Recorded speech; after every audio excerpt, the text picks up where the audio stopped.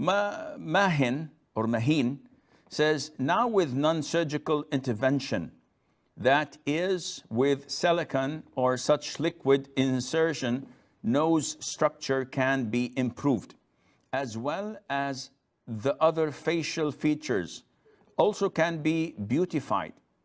There are not, or these are not permanent, but for a short duration. Are these non-surgical interventions halal or haram? What about other cosmetic surgeries? This is something that is recent, and it is from only few tens of years, maximum maybe 100 years old, much less. So when you want to study something as such, you have to go back to the Quran and Sunnah to see the roots of it. In chapter 4, Surah An-Nisa, Allah tells us that Satan took a pledge upon himself to make the humans change the creation of Allah. This is number one. In the authentic hadith, which is agreed upon, Hadith Ibn Mas'ud, may Allah be pleased with him, the Prophet ﷺ cursed a number of women, among them who use tattoos, who make hair extensions, and those who file their teeth to separate the front teeth to give an impression that they are younger. The Prophet said in the description, to change the creation of Allah. So we get a glimpse of what is haram. But at the same time, there was a companion who during battle got his nose chopped off. So the Prophet ordered him ﷺ to take an external nose made of silver.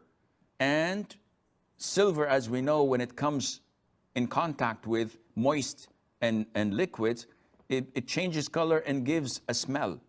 So the man complained to the Prophet ﷺ, and the Prophet ﷺ ordered him to take a nose of gold. So when we look at these in a nutshell, there are many other evidences, but we don't want to spend so much time explaining to you. In a nutshell, Mahin, scholars said that if the change in Allah's creation is for the sake of beautification, mere beautification, this is totally prohibited and a major sin. But if it is to remove a defect, to remove something that is wrong, a person born with a cut lip, children have this illness or disease, I don't know what they call it, and when they grow up, it doesn't look good.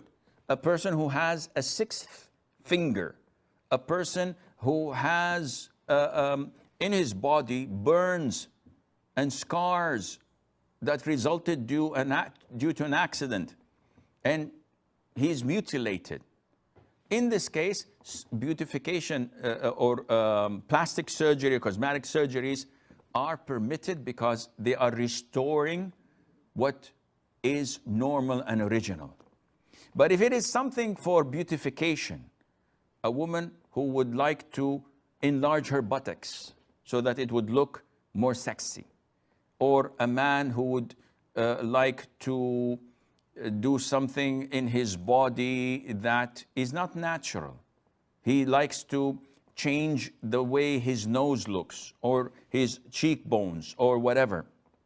And there's nothing wrong with him, and this is not permissible. Coming back to the question, what's the ruling on fillers, surgical interventions that where silicone is used or liquid insertion? Scholars say that yes, if there is something bad in your nose, it's crooked, it's out of balance, it looks not normal, and you use these fillings, then this is permissible. There's nothing wrong in that. A woman who after 7 or 8 pregnancies had her breasts sagging and dangling, and her husband doesn't like this, can she have surgical intervention to correct it as it was before? Totally permissible and legit, inshallah, and Allah knows best.